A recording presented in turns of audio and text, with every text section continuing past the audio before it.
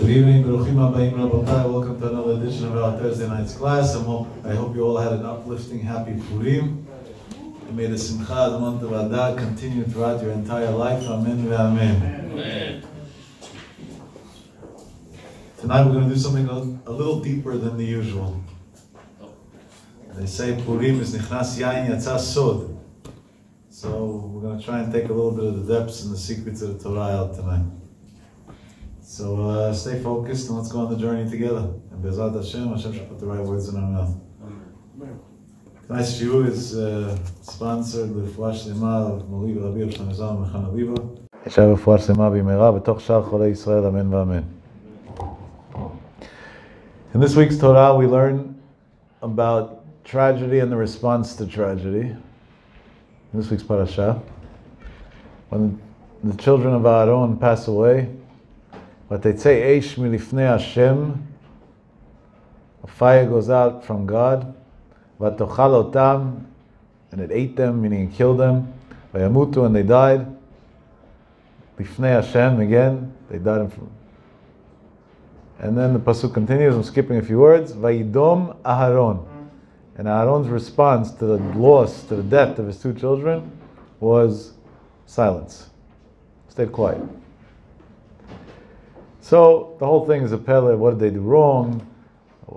Why did they die? Why do we have to know about it? What was Aaron's response to staying quiet? All these things are things that we discussed in previous years. And tonight we're going to try and take a new twist on it from a different element.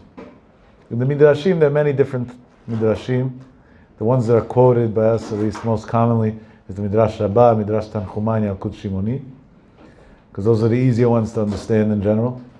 And then there's a Midrash that's called the Midrash Pli'ah. Pele means a wonder. It's a Midrashim that every piece of them is a Pele. They're very hard to understand. It's like things that seem far-fetched. Like, what does one have to do with the other? And there's a whole Midrash Pli'ah. Historically, there's a discussion who compiled it, when and how, but it's definitely Yisodot B'Harei Kodesh. So in Od Samech Tet, on this subject, the Midrash Pli'ah says an interesting thing. B'sha'ah shemet Nadav v'Avihu. At the time that Nadav v'Avihu passed away, when the fire came out from God. Amru malachei hasharet lifnei HaKadosh Baruch Hu. The angels went to God and told him, Lama karata et hayam. Why did you split the sea for Am Yisrael in Egypt? That's what they said.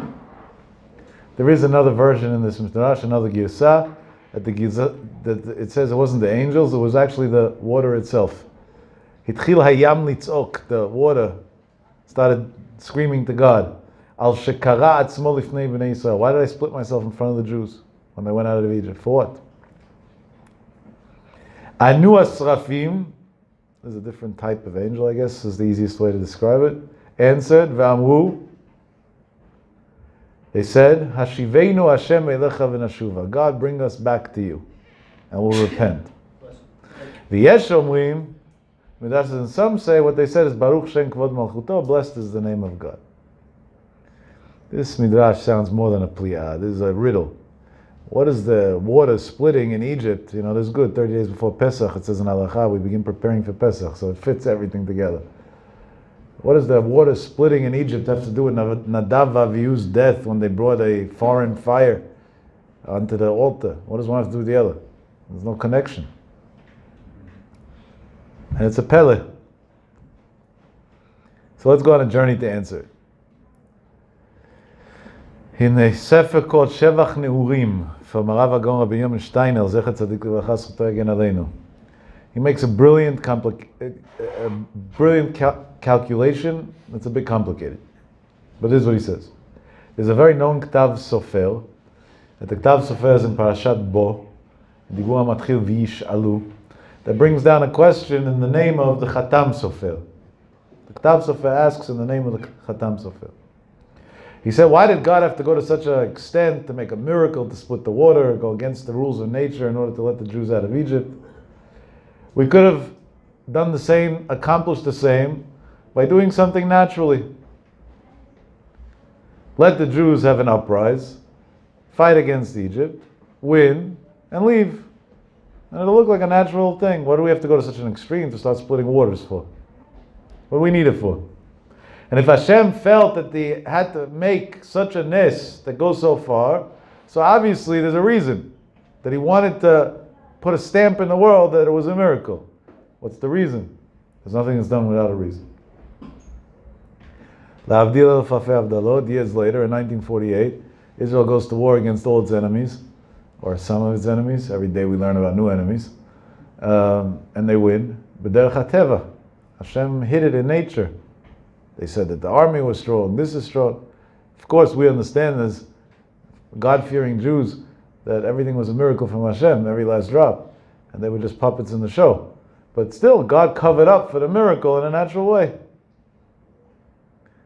So that's the Khatam Sofer's question. Why didn't God cover up for the miracle in a natural way when it came to leaving Egypt?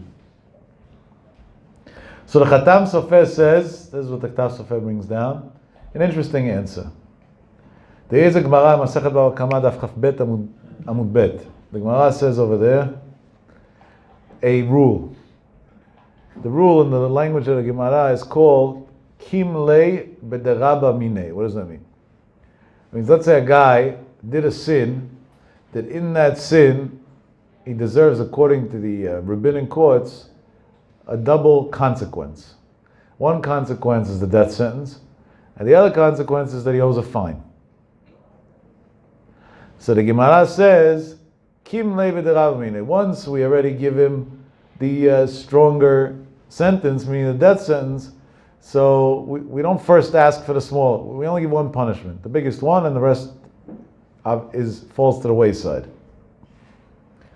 Meaning that somebody who gets killed doesn't have to pay. No. Comes the Khatam Sofer and says a very interesting thing. He says God wanted to give the Jews the Egyptian people's money. Right? That's how the Jews became wealthy. At the same time, he also wanted to punish the Egyptians for causing the Jews suffering. So if the Jews would have had an uprising and killed the Egyptians, then they already got their punishment through death, and there'd be no debt financially to the Jews anymore. So God had to make a miracle that the ocean should kill him. That has nothing to do with a punishment that the Jewish court inflicted, or the Jewish ruling inflicted. That this way it would be permissible for the Jews to take their money afterwards. This is what it says. Brilliant answer, the Khatam Sofer. The issue with this brilliance is let's make this more complicated. There is a Gemara, Masechet Bava Metzia Daf Pei Zayin Amud Bet, that the Gemara discusses over there the halacha of Gezel Akum, where the one is allowed to take money from a goy without permission. Steal from a goy in simple English. Of course, la halacha you're not allowed. Ta'ut akum, if a goy makes a mistake, that you're allowed to keep. But deliberately, gezel akum is asur, that's the halacha. But the Gemara has a machloket in that. So there's one opinion in the Gemara that is the way we give the halacha ruling, that it's not permitted. There's another opinion in the Gemara over there that says gezel akum mutar, that it is permitted. Now, if we hold gezel akum is asur, you're not allowed to take a goy's money. So then at that point, it's obvious the Khatam Sofer's tirutz adds up perfectly. Because that's why we had to do it in a way that the Jews should be able to get the money in a way that they're allowed to. But if we hold that gezel akum is mutar, it's permissible, so then again, the question starts all over again. They could have killed them and taken their money because it doesn't make a difference. They're allowed to take a goy's money. So we're back to the Khatam Sofer's question. This the Khatam Sofer doesn't ask on himself. So obviously the Khatam Sofer brought the halacha part down, the ruling, that we don't do it. But there is an opinion of the Gemara otherwise. So we'll get back to this in a moment. What were the benefits of making this great miracle of splitting the sea? The spiritual benefits. So there were two big spiritual benefits. One is that in the merit of Kriyat Yam Suf, the Jews repented on their sins. They did teshuvah. How do we know that? Chazal learned it out from a pasuk. Uparo hikriv, it's in Beshalach. When Paro got close, when they were surrounded, the water was in front of them, they had other issues on the sides, and now Paro is behind. Hikriv means brought closer. Chazal say, Hikriv et libam shel Yisrael avihem shebashamayim. He brought closer the hearts of the Jews to HaKadosh Baruch Hu. This is what it says. Now, if the Jews would have went to war and had an uprising and won the war, would have that made them do teshuvah? No. And unfortunately, the proof to that is the 1967 war. The Jews had had a war. They won in miraculous ways. The own Shabak, the Israeli Secret Services, later on in their writings of analysis of the war, said that when they interrogated Syrian prisoners of war and asked them, why did you suddenly leave? They said that they saw swarms of angels coming towards them. And that's why historically it's documented that on the top of the Golan Heights, and it's so appropriate this week with Trump and all this stuff. I don't know what he was trying to distract the world from this week, If anything, this week he should have wanted to keep the media on him at the beginning of the week. But the Syrian soldiers left their shoes on the top of the Golan Heights. So the Shabak interrogators asked them, why do you leave your shoes? Normally when you run away in combat, you need your shoes. It's the most important time.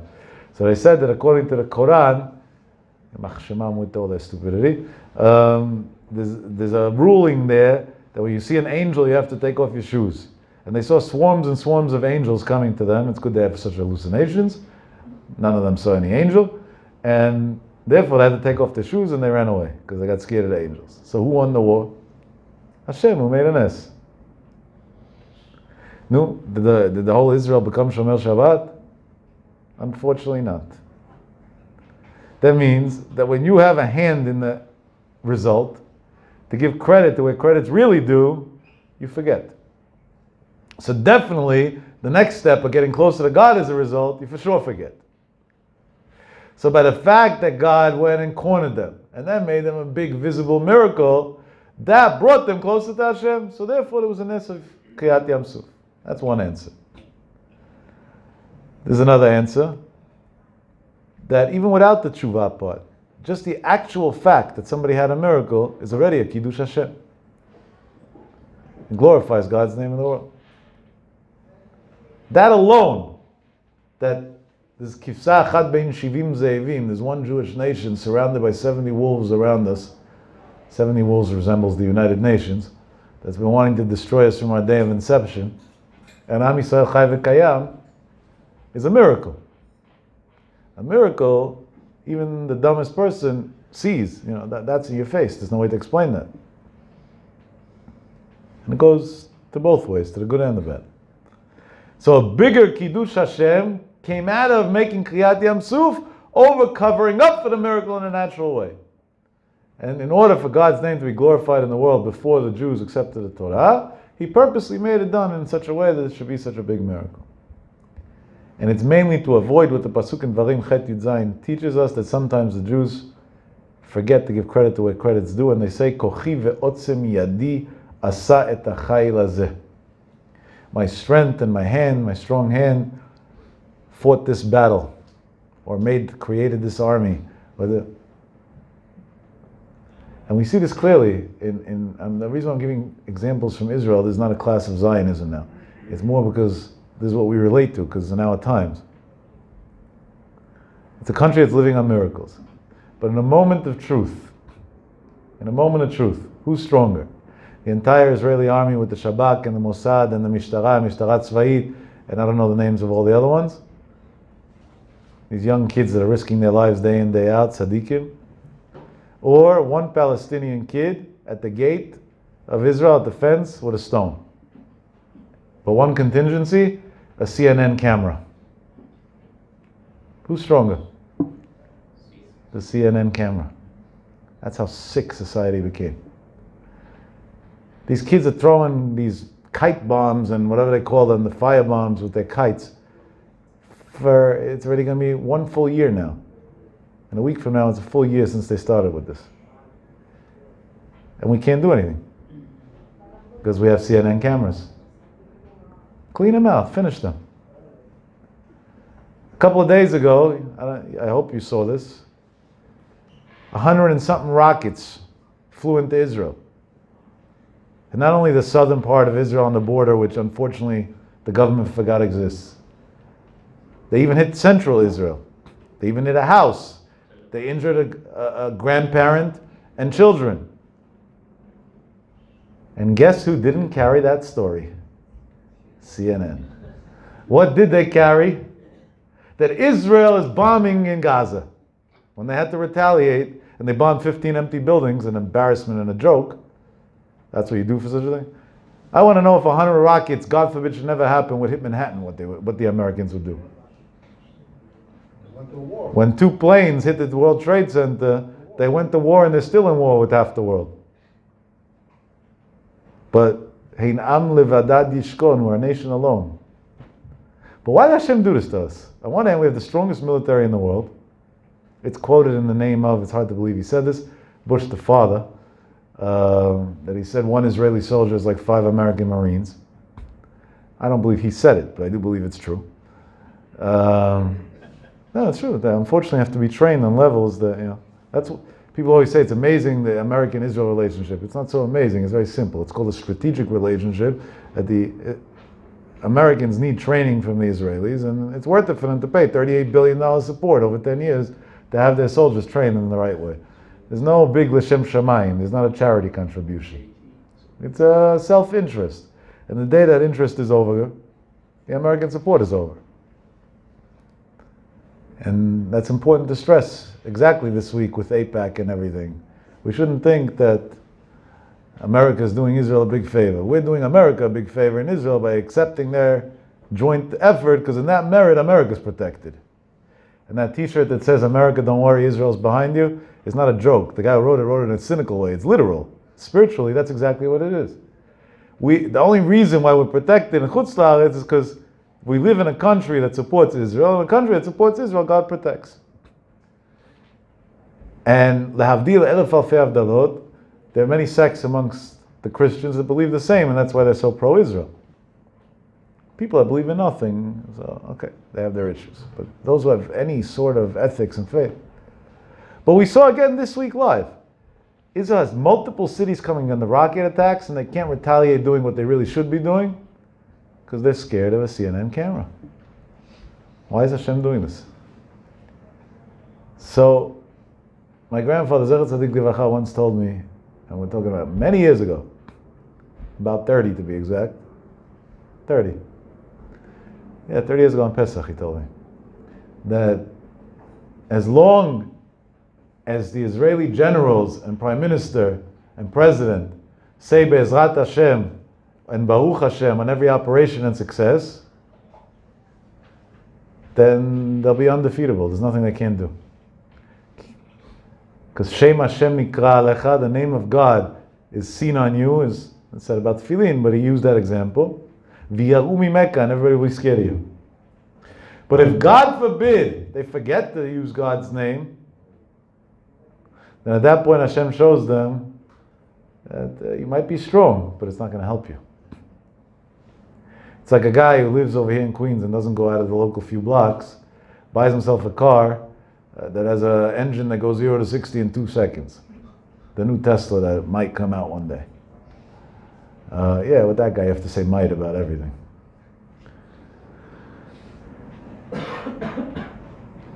Is that a good investment? What are you going to do with it? You go 0 to 60 on Main Street, you end up in jail. And rightfully so. You're endangering the public. What are you going to do? You'll make a lot of flashes if all the speed cameras go off. That you'll accomplish. But other than that, and a big insurance bill and losing your license, there's no use for it. You could have the strongest army in the world, but if you're scared to use it, what does it help? It doesn't get you anywhere. Historically, where do we see this? Because everything that happens, history repeats itself. So we see this very clearly. The fight between David and Goliath. Goliath was a giant. David was a child. and a small one too. And Goliath, when David came to fight Goliath, Goliath told him, just with my ankle I could squish you. You're an ant. You don't exist. And his response to him was, you're coming to me with your strength, and I'm coming to you b'shem Hashem tzvaot, in the name of God, the one who fights the battles of Israel. And the prophets teach us, he took a stone, he swung it, a little slingshot, and boom, he got Goliath. That was the end of him.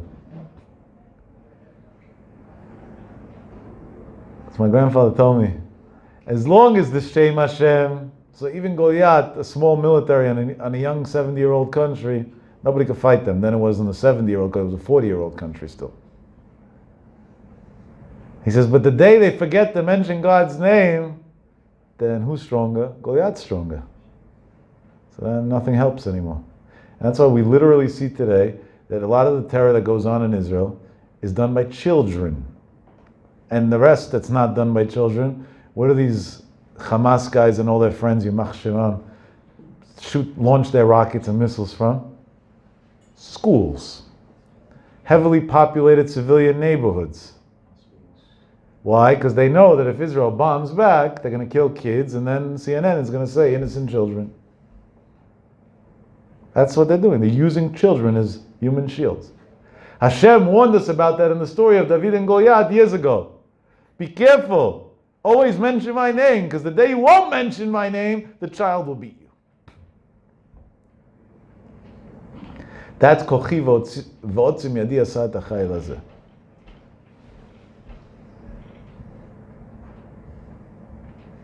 I have to remember that. What does that have to do with me? You say, I live in New York, I'm not living in Israel. First of all, we have to live and breathe Israel. If the Pasuk says, Eretz asher tamid einei Hashem elokecha ba, it's the land where God's eyes always are. So kal vachomer, we have to emulate God's ways, the Gemara says, and that should be our prime focus. I don't look at the American news in general, it doesn't really interest me. To see that this one is this and that one that, and he did collude with Russia and didn't, who cares?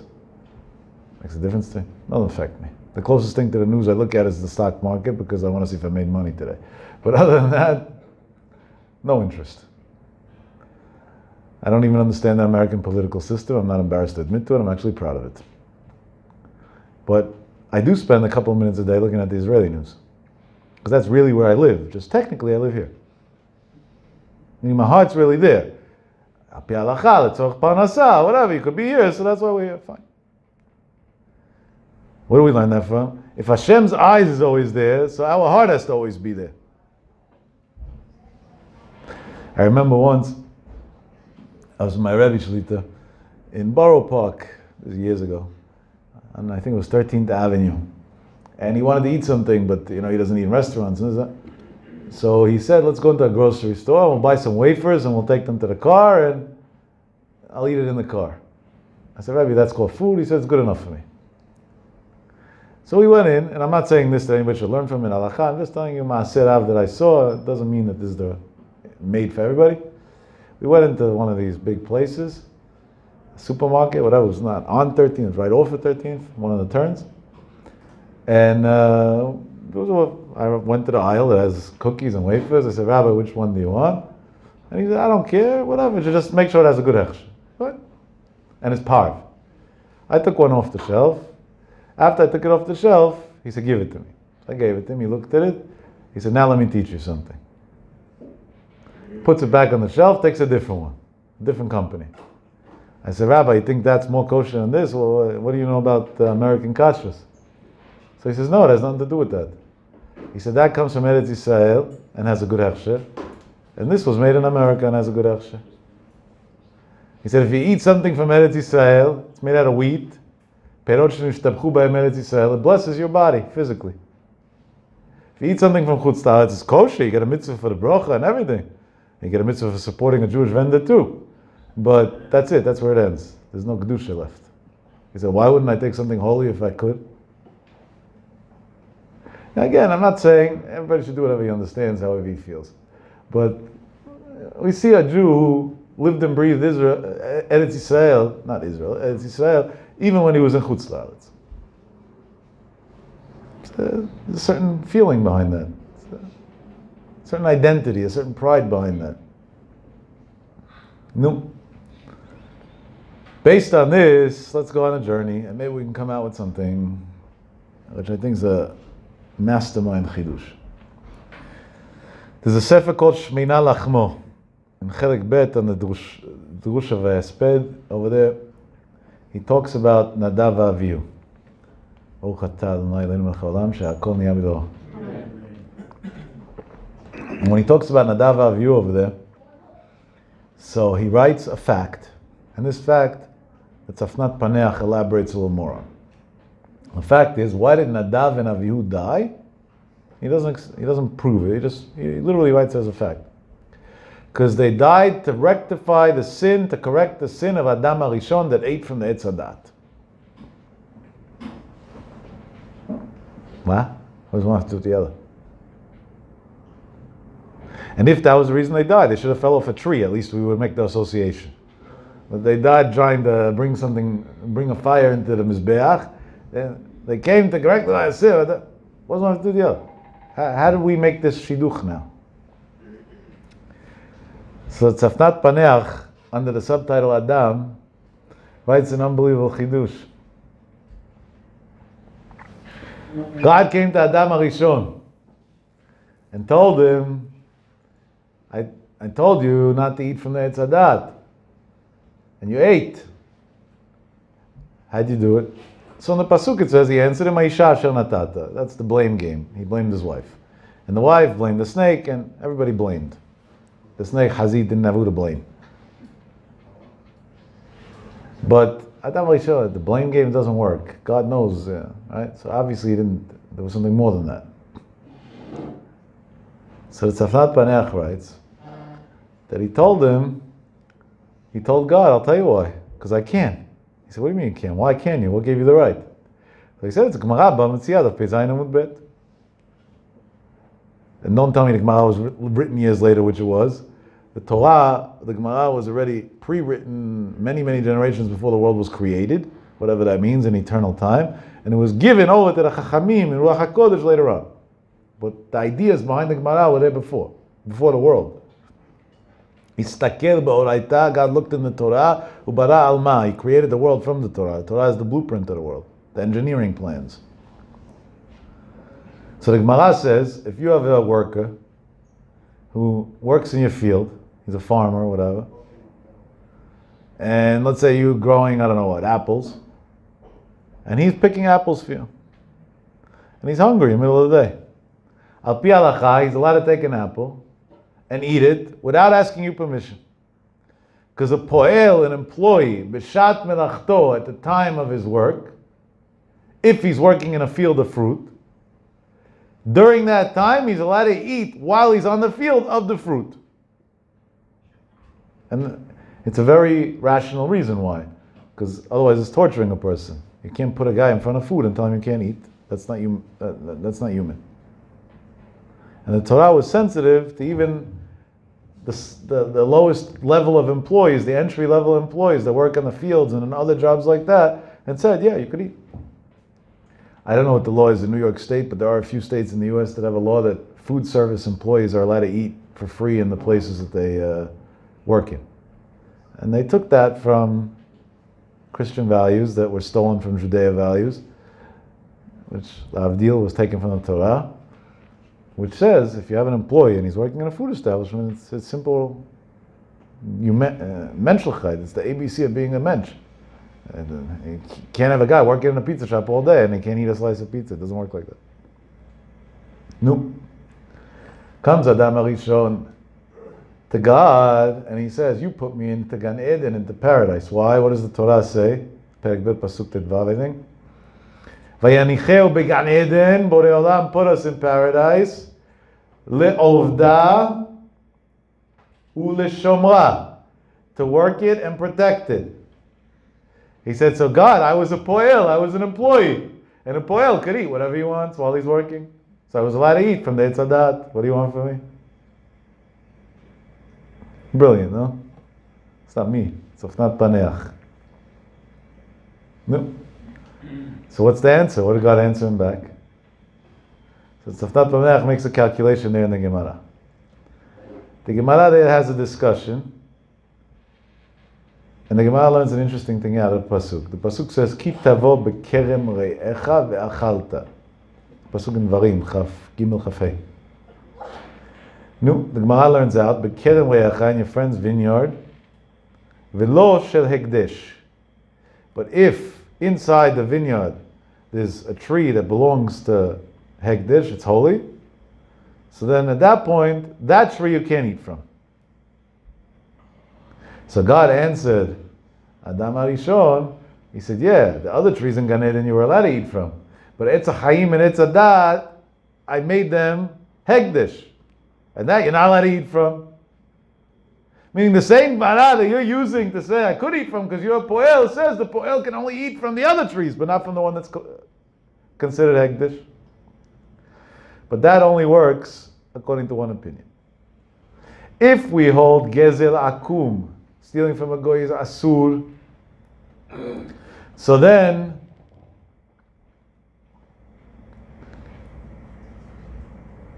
we understand. Why? If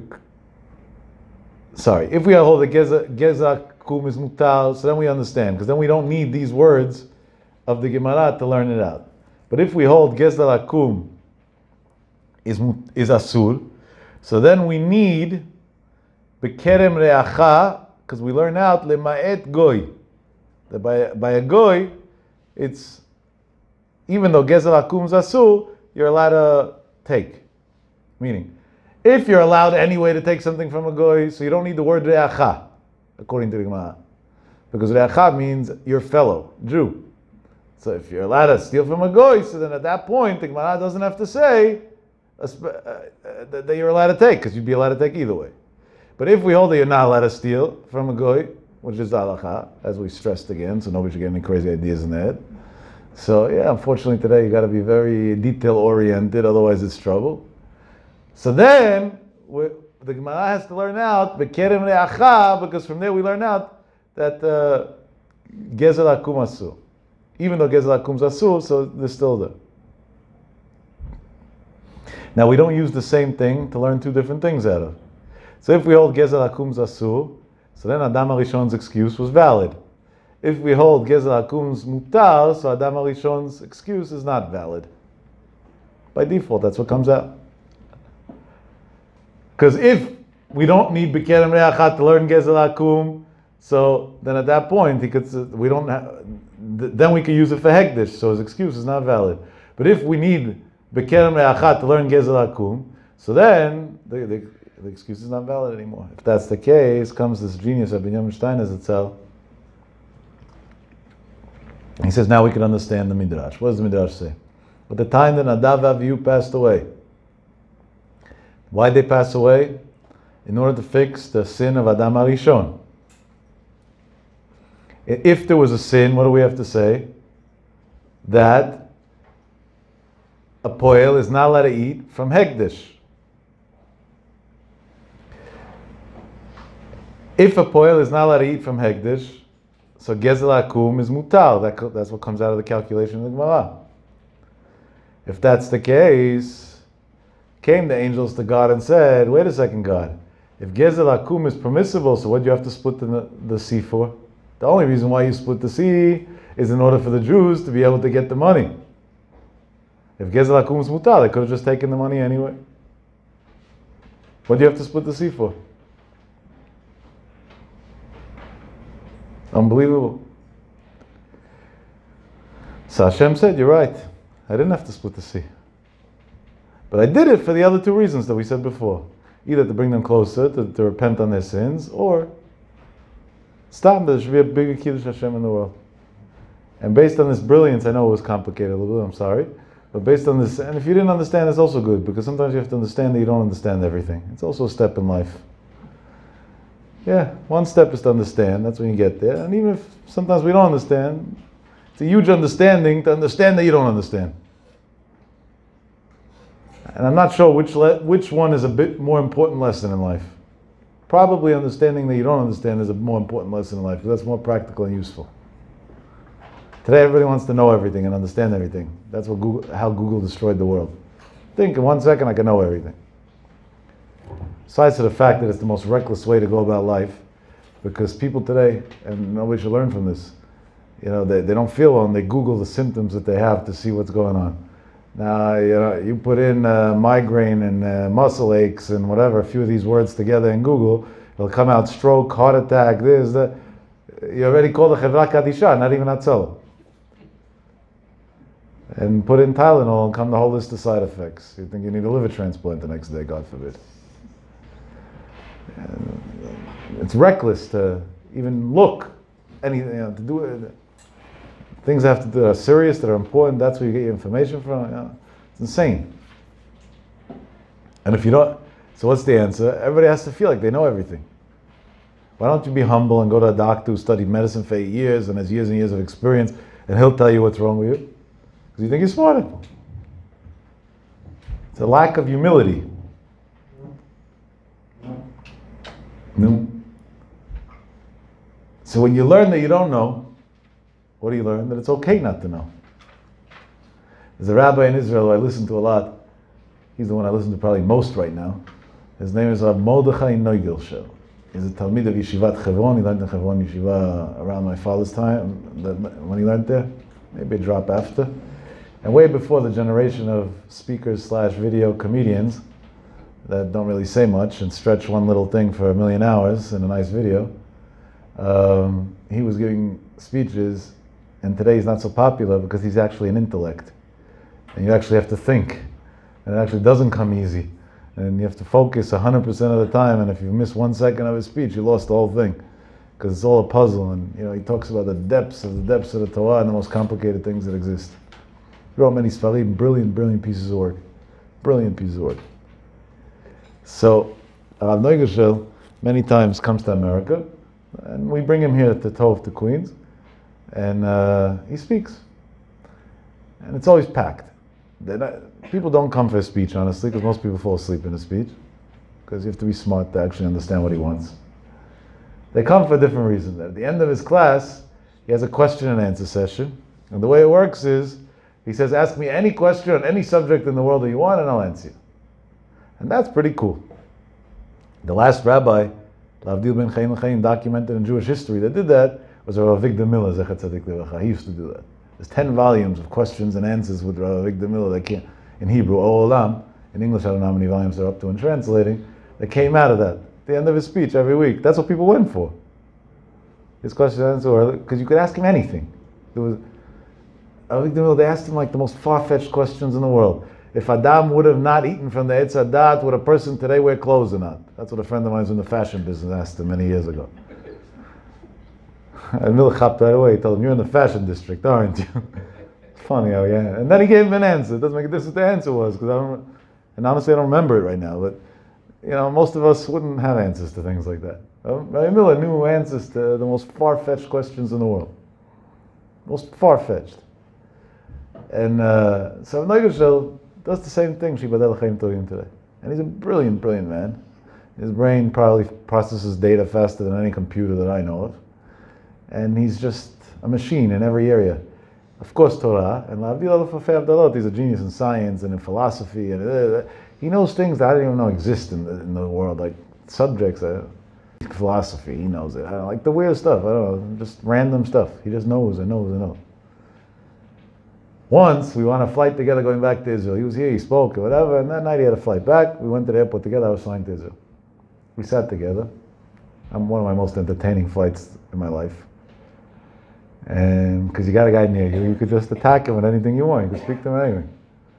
And any random crazy thing that came to my head, I spoke to him about. Poor guy, poor rabbi, they had to put up with that dirt. Probably him on his flight, he wanted to be left alone, and he got stuck near Yaakov. But I think it paid off for him. I upgraded him, so, that was the trade-off. You got a comfortable seat, now answer a few questions. And I came with ammunition in the lounge. I made myself a list of all the questions that people asked me in the past few months that I didn't know what to say. And I wanted to see what the answers are. I figured I'll ask him. And he was on target. One of the questions in the middle, he said, I don't know. Which I had a great respect for. He didn't try to smear me with some answers. Sometimes people answer things that shouldn't be said. He said, I don't know, I have no idea. So if it's an important question to you, I'll look into it in a few weeks, I'll get back to you. Which he did. At the end of the flight, He told me, Yaakov, because you speak a little bit, let me tell you something interesting. So people think I'm this big genius, and that's why I can get up there and say, ask me anything in the world that you want.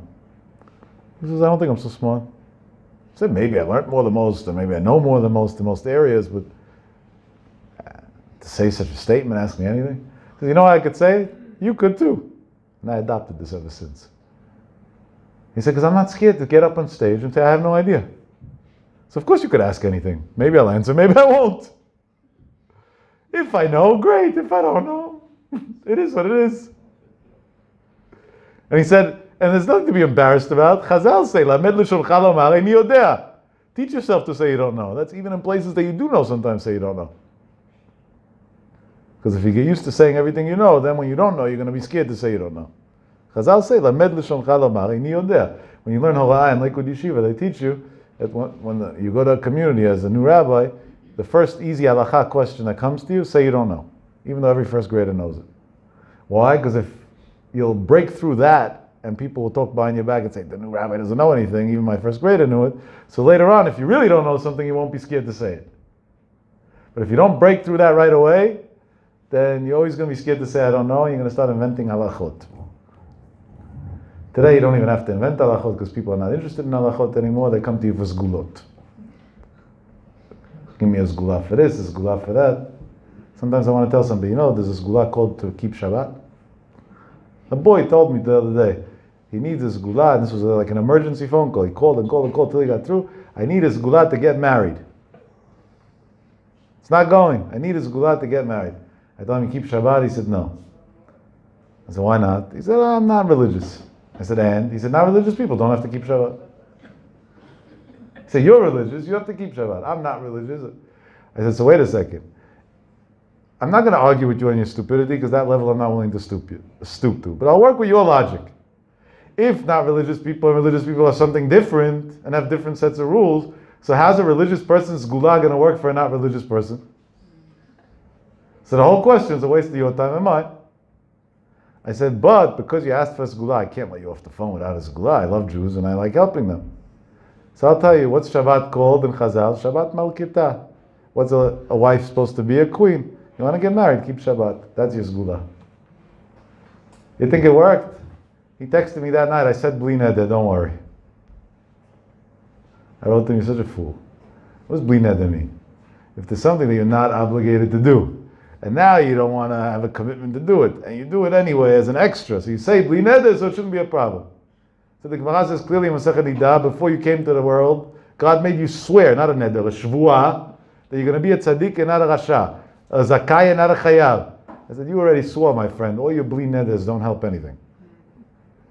You got it all wrong. Beginning to end. I'm hoping there's still time till Shabbat. Hopefully I'll have you wait tshuva. I know he watches the class also, so now that you're a celebrity, so maybe this will make you keep Shabbat this week. And for that it was worth the whole night. So today you don't even have to be a rabbi, you don't have to know halacha anymore. Just people want sgulot. Give me a sgula for this and a sgula for that, and every day there's a sgula. The daily sgula. They have everything, right? Daily Mishnah, daily daf, daily this, daily that. Somebody should open a website. It's a good business. Daily sgula. It'll be sold out membership in 1 hour. Or like an app. Instant sgula. People love these things.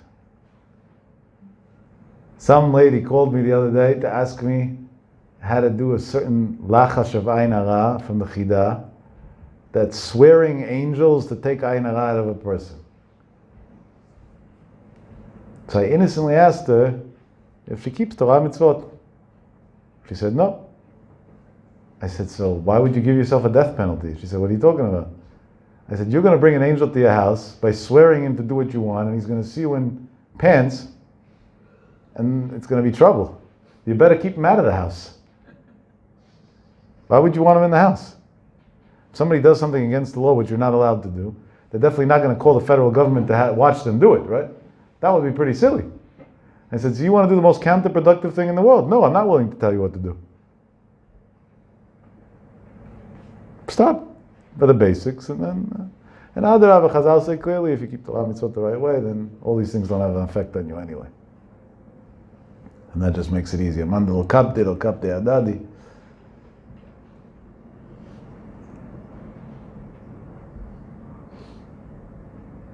But there's one good thing. Sometimes when a person has a big ness, so to him that's seeing Hashem, if he gives credit to Hashem, and it turns his life around. It's an unbelievable thing. It turns his life around completely.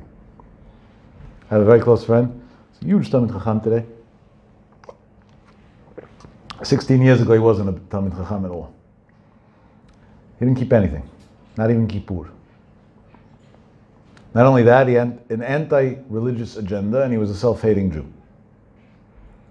Kids say he had all the illnesses in one. Package deal. And he came to a shiur that I used to give in Achiezer Torah Center in Hebrew on Tuesday nights in Brooklyn. Years ago I used to speak in Hebrew every week in Achiezer. He came to the shiur. And he didn't come to listen, he came to fight. And that was the great part of the shiur. I didn't speak. They attacked and I answered. And this was going, Israelis have passion. They like fighting with you. And that's great. I love it. Because that's why there's truth. That means there's still truth left. Today nobody even cares to argue anymore. Yeah, you said, you didn't say. Yeah, beautiful, so inspired. Now I con my guilt till next week, leave me alone. He had this thing, this guy was a fighter. And I tell you, he gave me a hard time that night. It was also 16 years ago. I was a lot less experienced than today, so he gave me a really hard time that night. Unbelievable. To the point that the shiur used to start at 9:15. There was no ending time, because whenever people were done venting, that's when it ended. On an early night, it was done midnight, normally 2, 3 a.m. And then there was still some sort of dairy restaurant that was right near Achiezer that was open till 5 a.m. Afterwards, we had this minhag. We would go there to eat because we were starving after so many hours and drained. Then I would drive back to Jersey. And it's an amazing thing. That night I went out. I had then a driver, his name was Mickey. And he was waiting for me. And he said, we're going to eat and we're going back home. I said, yeah. And this guy was like, I'm joining you. I said, welcome. Baruch haba. I said, you're a guest. It's on the house. He says, I got a few more things I want to ask. Whatever. I don't want to. All right. No problem. We come to the door of the restaurant. And he sees there was a big thing. I think it was Rabbi Gornish maybe. Some hechshe on the door. But it was big Hebrew letters in round. Kasher, the Madrim, whatever it said. It was one of the vads of Brooklyn, I think. But it was in Hebrew letters. And he looks at it, he's an Israeli. He reads it. He doesn't forget it, I'm not going in. I said, why? He says, I don't go into kosher restaurants. I heard the same people saying, I don't go into non-kosher restaurants. He said, I don't go into kosher restaurants. I'm not going in. I said, but what about your questions? He said, I'll come back next week already. I said, but what if Hashem wants you to eat kosher? Second of all, which Jew gives up on free food? So none of us give up on free food. I'll give you free dinner. Say no like that. So he tells me, God himself has to come in front of me right now in order for me to go inside the restaurant and eat kosher. So he said, God himself, those were his words. Mickey, my driver, was standing right near me when he said it. God himself has to come down right now. I said, in which form? He said, in motion. I don't know what that means. That's an answer. I wanted to know what he thinks God is. That's why I asked him which form. Said motion. That's what he answered. He finished saying the words in motion. We're standing outside the restaurant on, I think it was Coney Island, whatever that street's called. There's some busy street there. And a truck goes by. Great overnight delivery. What's their thing on the thing? Shei Tevot, great overnight delivery. Right? You never saw their trucks? Yeah. Very famous truck company. G-O-D. I said, here, God came by in motion. Second he finished the words. The guy said, let's go into the restaurant. We went into the restaurant, we sat down, we spoke for about an hour and a half there till it was already time for them to close, I think. And see the best part of the story. And he stood up in the restaurant, the waitresses and the waiters and the owner, they were all Israelis then back then in that restaurant. I think it's like that till today. And he got up in front of everybody who was left in the store that were annoyed with us. They got tipped well that night, so it was worth it for them. And he said, Hashem hu Elokim, and from tonight, I'm in. Fast forward 16 years, he's a big, big Talmid Chacham. He lives in a city in Israel, a suburb, a city, I don't know what to call it, called Ofakim. He learns in Koil full time. Halavai should learn in a week what he learns in a day. I'll be in good shape. Learns Yomam Valayla, non-stop. There's nothing in the world except for Torah. But that's only because he was a fighter. And because he was a fighter, he cared. And when he cared both ways. At the beginning he was passionate against, then he went passionate the other way. But if you sit like a... And until today, once in a while, when people talk to him and ask him, how did you make such a big change? He says, I saw God. And he doesn't say it as a joke. I saw a ness in front of my eyes. I saw Hashem. So that's an example of Litzad HaChiyuv in the positive way, where a person sees a ness and it turns him around, chizuk, brings him closer to Hashem. Other people see nisim, and it doesn't always bring them closer to Hashem, unfortunately. It doesn't always. I'll let know for one similar story. I don't remember the exact year, but this was a long time ago. I don't know, right after I got married. There was a woman who was the first cousin of my wife. And she was a Shomer Shabbat, but she didn't cover her hair. It's a big nisayon for some people. She didn't cover it. Kids, so we were going to I wasn't going, she was going, to the jewelry show in Vegas. And she was on the flight. And when it came for the plane to land, the plane goes down and up, doesn't land. Like circle down and up again, circle. People, that's weird. That's not a normal thing. No. About 3-4 times after this happened, the pilot gets on the thing, whatever it's called, the loudspeaker, I don't know what it's called, that has a name, but I forgot now. And he says that they're having trouble with the wheels. The wheels of the plane aren't opening. And the reason why they're attempting to land is not to actually land. This is purposely that they're going down and up. It's for the mechanical, I don't know exactly the mechanics of aviation, to be able to see certain things from certain angles to see what the solution is. And therefore, they're going to try this a few more times. Now, if they can't get the wheels of the plane to open, then they're going to fly back out to burn all the fuel, and they're going to make a crash landing. And he explains them the process and graphic details of a crash landing. There'll be foam and this and that and the other, and people can get injured, and the flight attendants will teach you what to do to minimize injuries and this. And then at the end, in a cynical way, he says, and don't worry, you can always sue the airline. If you're dead, I don't know how you're suing the airline. Ask those 157 people that tragically died on a flight a few weeks ago. Amongst them, 2 wonderful Israeli guys, one that we knew personally, Big Bal Tzedakah, helped a lot of people. No, this lady in her nature is not the most calm person. On a regular day, she's a bit anxious. You can imagine after hearing that, her level of anxiety was enough to blow up the plane. She didn't know what to do with herself. She wanted to numb herself physically at least, because she couldn't handle it. She asked the flight attendant to give her a large amount of alcohol, whatever. The flight attendant started yelling at her, we're talking about crash landings, now you want to drink? The flight attendant wasn't smart enough to realize she's trying to survive somehow, so she shouldn't have a heart attack first. She said, suddenly I realized there's nowhere to turn. What's left? There's only God that could save me. And on that flight, she made a promise that if the plane lands safely and without crash landings and she gets off in peace, she's going to start covering her hair.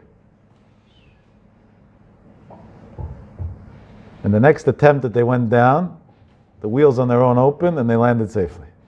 The next attempt, not even one attempt later. And she got off the plane and in the Vegas airport went into the first gift shop that she saw that sells scarves and things like that and bought herself a bandana to start covering her hair that second. And we're talking about almost 20 years later. Obviously it stayed on and never came off. So I asked her, did you do that out of desperation or misery? She said, no, and I'll prove you why not. Because today I'm not desperate or miserable. Adarabah. I'm very calm and happy. I'm done. I'm very calm and happy. And I still stuck to it. And it's not like a sickness that you could say scared is going to come back. I'm not on the flight to Vegas anymore. It's over, done. So what does that mean? I did it because I always need an extra push. And to me, the extra push was the miracle. When I saw Hashem make such a crazy miracle, they tried a few times in a row, and then the second after I thought that, boom, suddenly the wheels, my word? Migodel hanes, like we learned in Megillah. From the greatness of the miracle that I saw, I got a Kirvat Elokim and I came close to Hashem. Because Baruch Hu should help, we should never need to see any pain. We should never need to see any horror or suffering. We should only see miracles that should bring us Kirvat Elokim b'simcha without being in trouble and getting out of it, without getting in trouble in the first place. When a person's sick and gets healthy, it's a miracle. But it's a lot greater of a miracle to stay healthy and never get sick, right? If a person was very sick and now tonight became healthy, the doctor just notified him you're cancer-free. He would throw a big party, right? Guess what? Throw a big party tomorrow morning. You woke up without cancer. Isn't that a greater miracle? You didn't have to go through chemo. You didn't have to have surgeries. Isn't that greater? It's 1,000,000 times greater. But one we take for granted, the other one we don't. But the Chovat HaLevavot says if you don't take the one for granted, you'll never get into the situation that it'll be taken away from you. Hashem takes something away to teach you what it's worth. But if you know what it's worth, he doesn't take it away. Adarabah, he's happy that you should always have it. So Hashem should help that we should see nisim, but not nisim that come out of desperation that we're in sorrows, God forbid. Nisim that comes more and more. V'alikuti lachem bracha ad bli dai. That Hashem should give bracha to Am Yisrael ad bli dai. And Be'ez Hashem, we should be zocheh lagevura amitit bekarov b'mehera. Amen v'amen. Tizkul shanim rabot.